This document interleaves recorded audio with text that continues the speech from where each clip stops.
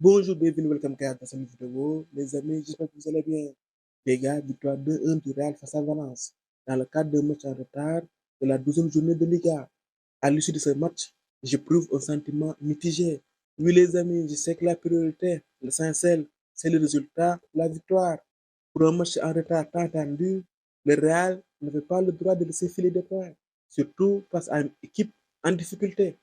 Avec ce succès, le Barça est relégué à 5 points et l'Atlético à 2 points. Bien entendu, les hommes de Simone ont un match en retard. On peut aussi sortir le contexte de ce match, la physionomie. C'est une victoire dans l'adversité. Tu es mené 1-0 à l'extérieur dans un stade hostile. Tu rates un penalty réduit à 10 après l'expulsion de Vini. Ton meilleur atout offensif à 10 minutes de la fin du temps réglementaire.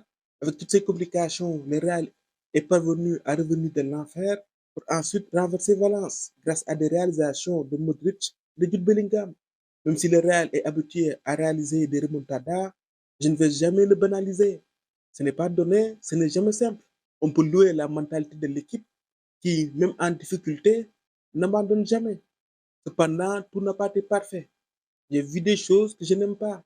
Je pensais que l'équipe avait dépassé cette étape. En premier mi-temps, la défense a laissé des boulevards sur les côtés, notamment à raison du non-repli défensif des joueurs offensifs. J'ai vu aussi une attaque trop tendre, par quelques fulgurances. Rodrigo sur ce match, il a été transparent. Je l'ai très peu vu. Il n'a pas su se connecter avec ses partenaires. Mbappé a réalisé un match moyen. Certes, il a provoqué un penalty, il a eu un but refusé pour un chouïa, mais sur ses dribbles, il n'a pas été en réussite. Sa connexion avec ses partenaires laisse à désirer. Après ses dernières prestations, je me disais que le problème de ses appels était résolu.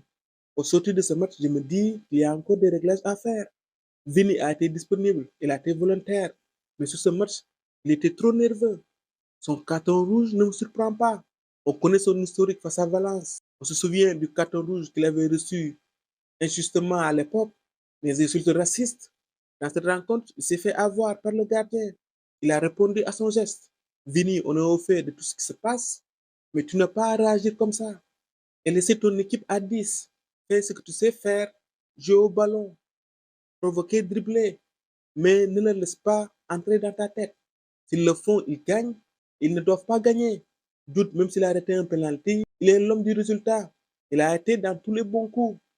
Passeur décisif pour Modric et buteur. C'est lui aussi qui offre la balle à Mbappé pour son but finalement refusé pour hors-jeu. Les entrants ont dynamisé l'équipe. Brahim, Modric, Kamavinga. Kamavinga, les gars, il doit jouer titulaire. Il sait casser des lignes. Il sait ratisser. Il sait gratter des ballons. Et il apporte offensivement. Cependant, je comprends aussi Ancelotti. Sa situation n'est pas facile.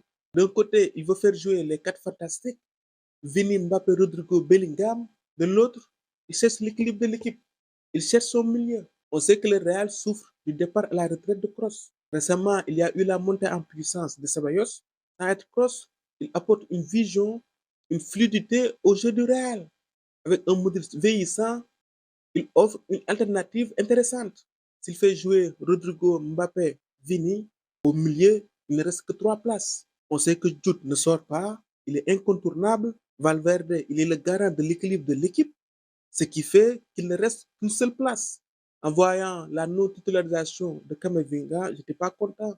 Mais j'ai compris le choix du mystère. J'ai milité pour la titularisation de Kamavinga.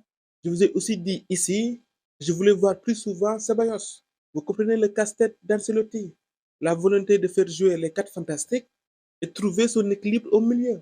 Je sors de ce match quand même heureux, car il y a la victoire au bout et on a vécu une fin de match de folie. La dernière occasion incroyable de Valence. Comment le joueur a repiqué pour ensuite décocher une frappe. Les gars, cette balle, je l'ai vue au fond. Le ballon s'est dirigé dans la lucarne de la lucarne, pour reprendre l'expression de Omar. Sur ce coup, on a été chanceux. C'est peut-être la chance du vainqueur, du futur vainqueur de la Liga. Le Real a monté une fois de plus qu'il avait le mental pour surmonter toutes les épreuves. Voilà les amis, c'était tout pour cette vidéo. On se retrouve pour d'autres vidéos. À très bientôt pour de nouveaux football. Au micro, c'était Devrak pour vous servir.